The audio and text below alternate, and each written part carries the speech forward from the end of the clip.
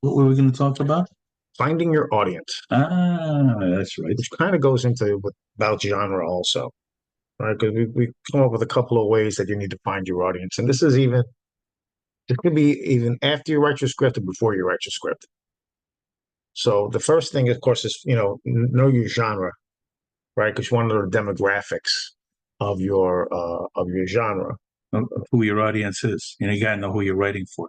right? And that entails a lot of things, right? That entails age, range, interest, right? The preference of fans in your genre. It's a lot of How big is your demographic? right, So like, I mean, is it something, wide ranging? Hey, like my favorite movie, Indiana Jones and the Raiders of the Lost Ark. It's my favorite movie.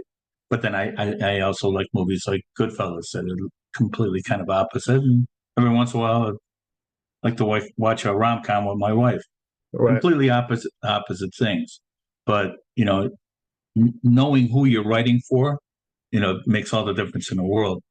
Especially if you're writing for a studio or a production company that has a genre that they like to write, that they like to produce. So um, that's knowing who their customers are, just like when you're trying to cast a movie. right. It's like what distribution companies does that production company work with? Who are the actors that they like to portray? Who do they like to push? So you try to write for them in that basis. But in that same keeping in that same vein, you're writing for certain actors and for that studio. Bottom line is it's the audience that puts dollars in people's pockets and us trying to put those people in the seats Right. by the way we write it. I think the second one is to create a buyer persona, right? Yeah. I mean, you create a hypothetical audience member. You create kind of a dossier on that for that viewer that fits that profile. So it's like saying, hey, this is John. He's 35. He likes to see stuff like this. This is what appeals to him. And you start breaking that down.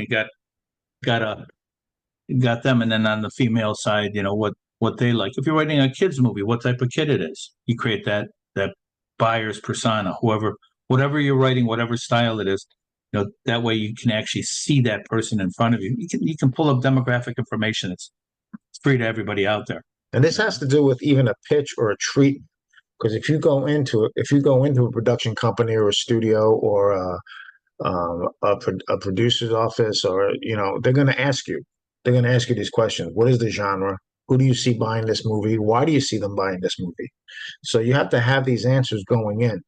So if you're trying to sell your movie, don't think it's just about the writing of it.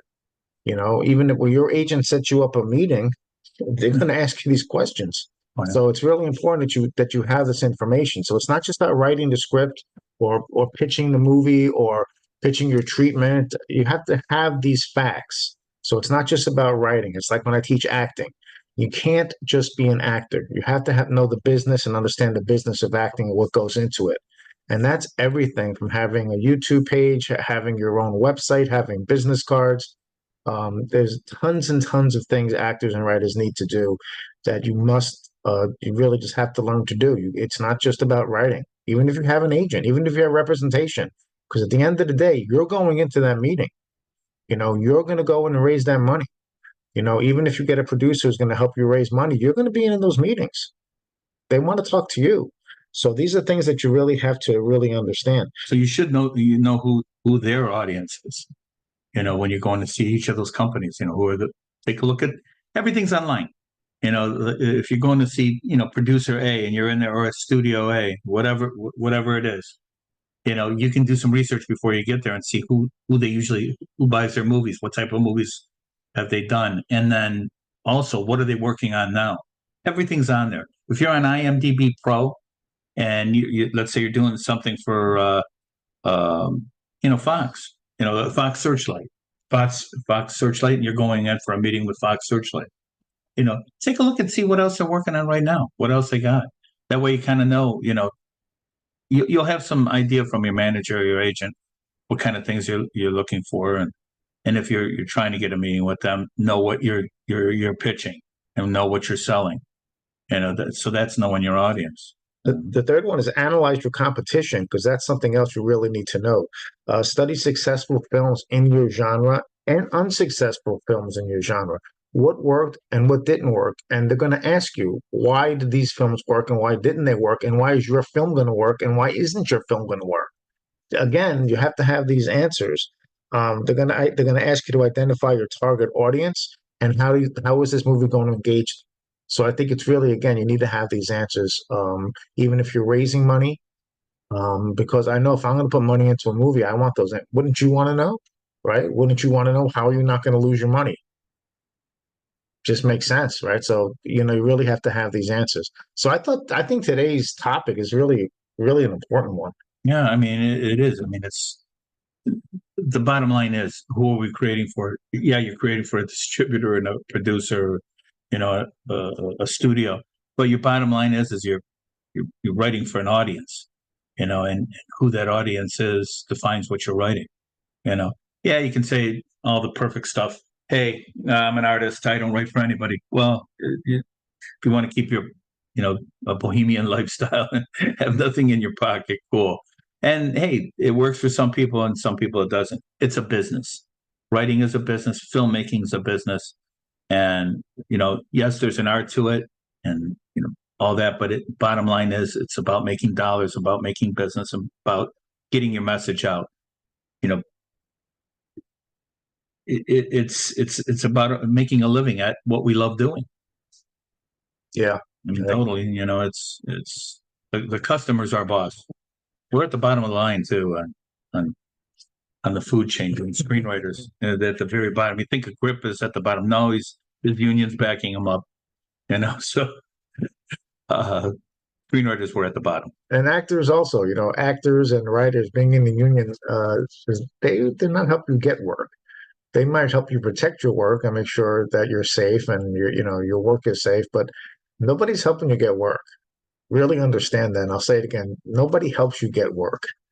So you're really responsible for getting your work. And that's what we said, I think, maybe 3 or 4 of the sessions ago, that you're responsible for getting your work. And that's why, again, there's other ways to make money as a writer. You can make money with treatments. You can make money with pitches. Excuse me. We sold scripts before that never got made. I mean, I wrote a movie called Second Chance, which was brought by TNT, that was later bought, resold, and made into The Replacements, the football movie. So, I mean, things are gonna, you can make a living selling scripts that'll never get made. So that's what happens. With the Jurassic Homecoming, the 100 producers after us while we were still on it. We had no idea that anything changed. I mean, we kept writing and writing and writing, for a motion comic version of Jurassic Park. So, and they moved on, and some of it went into the film and some of it didn't. But it's just like we're part of that food chain, that is progression getting there. The first producer has no idea who the last producer was, and that 20th producer involved in there have no idea everybody that came before. They just look at the current content and what's moving forward and what they're going to change. Another thing we want to talk about is for writers is building an online presence for yourself. It's important that you have a website for yourself, and that you, as actors, all actors should.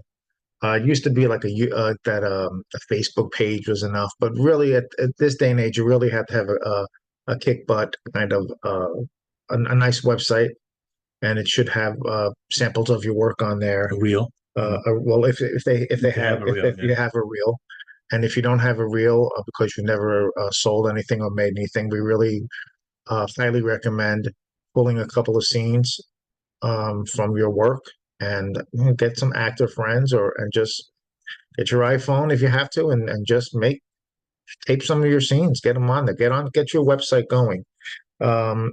You can have scripts, projects, your contact information, or your agent's information. If you don't, you just want to get that out there, put that website on your business cards.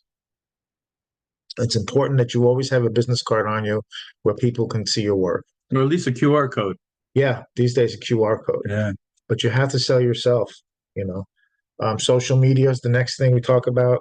You have to have a Twitter, Instagram, Facebook, YouTube page. Um, Engage with potential audience members, get into the community. There's so many Facebook writing groups. Oh, tons. You just have to get involved in those things. It's show business. And I think that's so important that we can't say it enough. The show part is the writing part, it's the acting part, it's the directing part, but the business part is probably going to be more take more energy on the business part weekly and daily than the actual art form. You're going to be on the computer hours a day if you really want to get your name out there and work out there and put your Instagram post out there every day, Facebook, Twitter, MailChimp, whatever you're doing. You have to put that time in every day and collaborate with other creators, other writers and filmmakers. I mean, there's nothing like going to a film festival and meeting other people. Plumbers hanging out with other plumbers. It's great to hear input from other people, from your peers, and stuff. So that's another good thing. And another thing for your website is, blog. Your writers, blog. You have a lot to say. Get blogs going. What do you want to say? You have things to say, and it could be about anything. It could be about this business. It could be about, anything, right? Ask questions. And if when you get on these Facebook groups, have people ask you questions. Yeah, that's true. Give back. Use your knowledge. Start your own group. Do something, but you have to do something. Your expertise provides value. Your expertise provides value. And I think that's something important that we all have expertise. All human beings provide value, and that's going to help you attract a target audience. So I think that's important too. Like you said, another big thing is, attend film festivals, events locally, right? Yeah. There's so many local, I don't care where you live, anywhere, Canada, United States, Europe, there are so many film events and industry events. I mean, and if you can't be there, you can be online. There's so much free online content, events online that you can go ahead and jump in. Right now, it's coming up as American Film Market which used to be in LA for decades, is now moved to Las Vegas, which I think is probably better, getting out of town there and not having to deal with the craziness. And it's more spread out, and I think this is going to be a really good year for American Film Market. Yeah. Not to mention NAPTE, National Association of Television Producers and Executives, where content is king, and they are looking and dying for content. That is held in Miami every year in January, and it's it's great to go there and sell your wares. Be prepared. If you're making pitches and you pitch your work, again, knowing your audience, know who you're selling to. People come from all over the world for that. Just like at Cannes, we've had a couple projects that were at Cannes, and it's like you meet people that you don't expect to. I mean, hey, the partying and all the fun stuff is cool, but bottom line is you're there to fill your pockets, to sell your content. So it's great to get used to pitching your ideas and knowing what you have and know who you're selling to. And even on small levels. Oh yeah, small micro content. Go to a bar locally. Go to a coffee shop locally.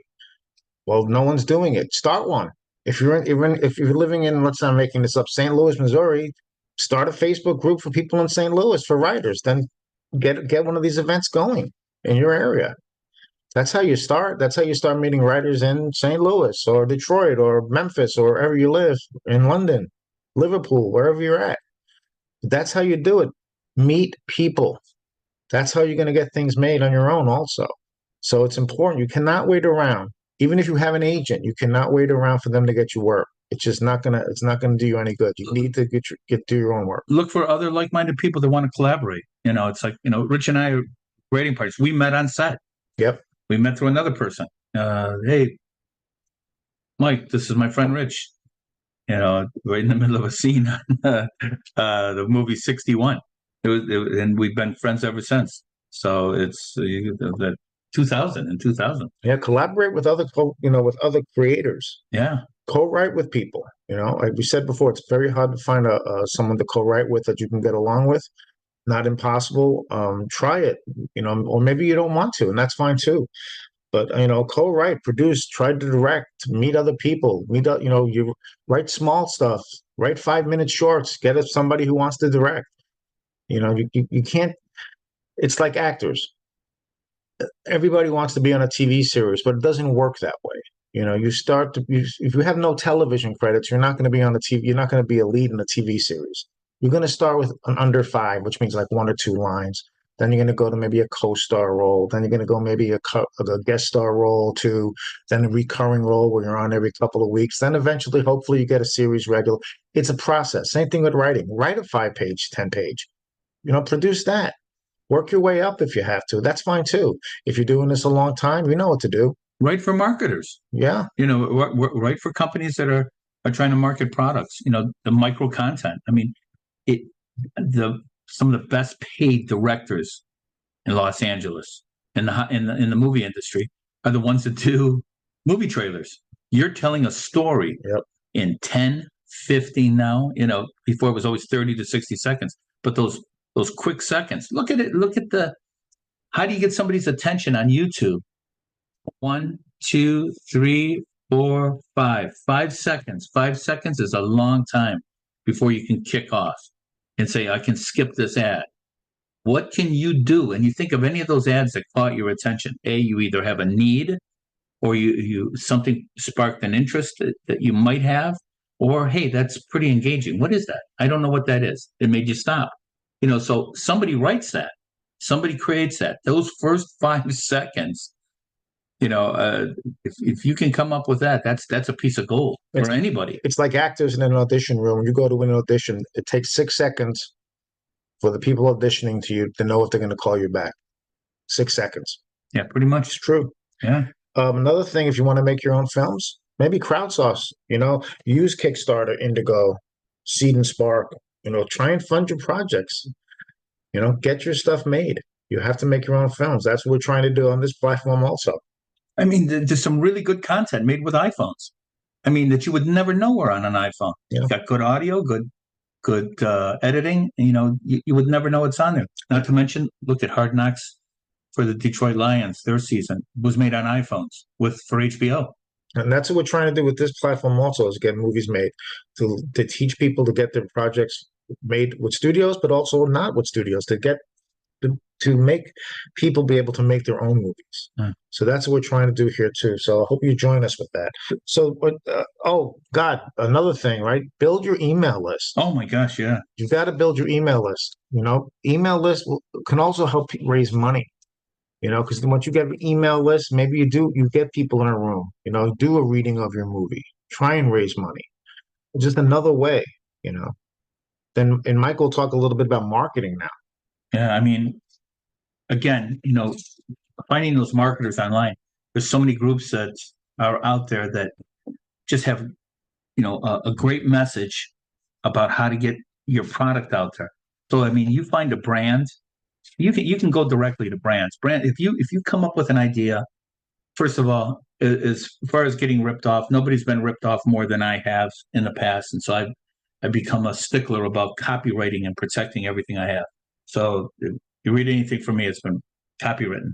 So because it hurts to be robbed, whether it's in a parking lot, somebody trying to steal your car, or somebody just stole your idea. It's they're reproducing your idea. So don't be afraid to go out there and approach either the ad agency, say, hey, I have a great idea. Best way is through representation, but I've gone directly, especially the smaller brands. Here in Michigan, there's so many manufacturers. In pretty much every state, there's somebody that manufactures something. Come up with some ideas and say, hey, I'd like to get a meeting with you and show you some of my ideas about maybe producing some content for your product. You have a social media presence. I'd like to be able to sit down and talk with you as a writer. If you are a filmmaker and you're doing that, gosh, you have all the tools of the trade right there. we have a lot of resources here at Words to Film By. As far as helping market yourself and help promote what project you want to do, other than just a movie or a story. If you're trying to push a brand for somebody, you got all the right tools here for that. You're in a great time for this. You can go ahead and shoot a little sizzle for them and say, hey, this were some of the ideas I had. They say, oh, you can't do it that way. Well, who says? It's like the worst thing that can be told to you is, no, I'm not interested. And then you move on and you go to somebody else. Everybody wants to hear an idea. A real successful person and a successful company love to hear ideas that people have. And there's always a way to get them to them. So, write yourself to success. Yeah. So those are a couple of our thoughts for today. Does anybody have any questions that we can answer today? Somebody over there. No? Going once, going twice? Hey, do you have any ideas what we're talking next week? On Tuesday, what are we talking about? To give somebody an idea like what we're facing. Hi guys, it's Ted. I just want to say I got a lot out of the session today. Hey, thanks, Ted. Yeah, and I think it's great information, and just wanted to say thanks for all the great thoughts. Awesome. Thank you very much. Appreciate it. So I think we talked about on Tuesday when Richard mentioned to you about writing a page a day. So you got your 3 pages? I feel like I do. Yeah, I do. Oh, good. Actually. Good. Cool. So, yeah, so I feel good about that. But how was that process for you? It's good. I think what's great is, part of these sessions are inspiring and reminding you what you have to do as a writer. And I think sometimes, I think the connection you talked about today, teaming up with people, the inspirations you're getting and staying on task and getting discipline. I think some people thrive in a team environment. Others are lone wolves. I like a team environment, so I appreciate all the inspiration and the idea of teamwork. So, that's it's really helpful for sure. So I'm thankful for that. Yeah, I think it's like Rich has experienced in a large format of writing in the writer's room where it's like complete pandemonium. There's a lot of stuff going on. It's a great thing. We've collaborated for years, almost to the point where I know what he's thinking, he knows what I'm thinking, and we already know what's going to work and what's not going to work while we're going on. I mean, we've written separately and been right on the same page so many times, miles apart. It's great to work with others. It really is. It's a big help. The hard part is when you have to write with people that don't think the same way, but you're paid to write with them. Right. Then that's interesting. Yeah, it's a different dynamic. That's a different dynamic, but yeah, I'm glad that you came on, and I can't wait to read what you've written. So when you get 10 pages, send it over. Will do. Look forward to feedback for sure. Awesome. And one quick question, Rich. It's a little off topic, but I was talking about this with Mike about when you get to a story arc in the third act, in the last phase of the story, how do you see turning the story around, if I'm using the right words, or sending the picture in a different direction than the audience was expecting? I just didn't know if you had any thoughts on that concept and how important it is, and how you see that in terms of changing the story's direction at a point in time where the audience thinks it's going one way and you send it in another direction. I think it has to happen in the last 8 pages if you're going to do that. Okay. Does that make sense? It does. Yeah. That's what I was kind of looking for. At what point in time does that happen in the story? So yeah, that's helpful. Yeah, I think if it's the third act, you want to do it in the last between 6 and 8 pages of the script. And as far as changing directions on a story, hey, everybody loves unpredictable. You know, it's Yeah. like nobody wants to know. Hey, yeah, I know what's happening. I know what's going to go on. Right. I've had so many times sitting on the couch watching a movie with my wife. She goes, don't say it. Don't tell me. Yeah. I don't want to hear it." Right. You know, Right. you know what's going to happen. Yeah, it's. I really love when I don't know what's going to happen. I love when the twist comes. I love when that makes it exciting and interesting. You know. Now there is something called a false ending, Yeah. and a false ending can come in the third act, probably around you're looking at the third act, I would say probably around, let's just make it a 90-page script. So we'll go 30, 60, probably around page 75, where you Okay. would have a false ending in there. So your first shift happens then. And you think it's over. You think the shift has happened, and you will continue with that until the last 6 to 8 pages, then the shift will occur again. Yeah, I like that. I Yeah. think So audiences are sophisticated in many ways, or they're so aware, trying to get Yeah. them fooled is a challenge. yeah. So false endings are fun. Very cool. That's actually very helpful. Awesome. Thank you. Awesome. You're very welcome. Okay. Well, hopefully we'll see everybody next week. And thanks for tuning in. Yeah. What do we know what we're going to talk about next week? Next Tuesday, Aristotle. Aristotle, Yeah, huh? we're going to talk about the Greeks, which The is right, Greeks. which is right up your alley, Up my alley. How about that? and Ted's too, I guess. Yeah, that's it. But yeah, we're going to talk about Aristotle. Aristotle. I'm a big Aristotle fan because I don't think so many people know about him, but really have no idea what he's done for everything. And we call him Arian. For sure. Okay, we call Arian Theophrastus. So yeah, we'll talk about Theophrastus too. Yeah. Theophrastus, and we're going to talk about Aristotle. But those Yeah. those two cats, we're going to talk about. Sounds But that's really what- good. We're basically one of the first screenwriters. It's just amazing what they've done. So we're going to talk about that. Yeah, for Very sure. cool. Very cool. All right. All All right. right. Thanks, Thanks guys. for everybody coming. See you. Yeah. Thank Thanks, you. everyone. Bye. Bye.